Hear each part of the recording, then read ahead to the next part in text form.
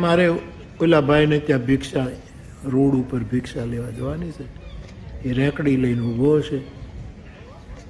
નાહી ધોઈને આવ્યો છે, વાસણો સાફ કર્યા છે, ગંગાજળ એને મંગાવ્યું છે. હવે એ શું બનાવશે મારો નાથ છે. પણ આજે મારે એની ભિક્ષા કરવા.